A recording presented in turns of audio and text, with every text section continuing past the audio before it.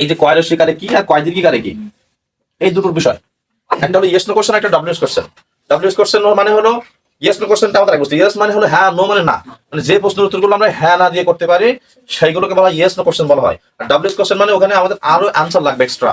যদি বলা হয় খাও, এই দুটোর ভিতরে পার্থক্য হলো তুমি কি খাও, কয়ের শিকারে কি, এই কি দ্বারা বোঝাচ্ছে তুমি কি খাও, ও বলবে হ্যাঁ আর না, ইয়েস আর নো। তার মানে কয়ের শিকারে কি যখন হবে তোমরা ইয়েস নো প্রশ্ন দিয়ে অ্যান্সার করতে পারো। আর কয় দীর্ঘিকারে কি যদি হয় তখন ডব্লিউএস কোশ্চেন নিয়ে আসতে হবে। তখন ডব্লিউএস কোশ্চেন কি, তুমি কি খাও, ওর উত্তরে হবে ভাত খাই বা অন্য কোনো কিছু খাবার টাবার খালি তাই বলবে, বুঝতে পেরেছো? তাহলে ইয়েস নো কোশ্চেন মানে কি তুমি কি যাবা, ইয়েস। আবার যদি বলে তুমি কোথায় যাবা তখন কি আর ইয়েস নো, তখন হলো কি, তখন কি আর উত্তর হ্যাঁ বলতে পারবো, তুমি কোথায় যাবা হ্যাঁ বলবা, না আমি বাজারে যাবো বা বাড়ি যাবো, যা একটা কিছু বলবো। এইবার আমাদের যখন এইরকম কয় দীর্ঘিকারে থাকবে তখন আমরা ডব্লিউএস কোশ্চেন, ডব্লিউএস ওয়ার্ড নিয়ে আসতে হবে।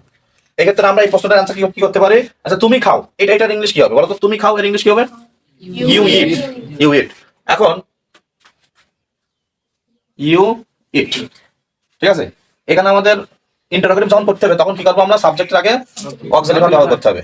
তাহলে অক্সিলারি ভার্বটা আমরা কি ব্যবহার করবো, এখানে কি কোনো অক্সিলারি ভার্ব আছে বাক্যের ভিতরে নেই, তাহলে দুটো যদি ব্যবহার করতে হয় তাহলে কি হবে, ডু ইউ ইট, তাই তো?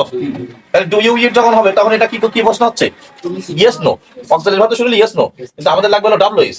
এখানে ডব্লিউএস কি হবে, এই কি অর্থ কি, হোয়াট ডু ইউ ইট, তখন উত্তর হবে কি I eat rice, I eat fruit, vegetable, এরকম কিছু হবে, বুঝতে পেরেছো?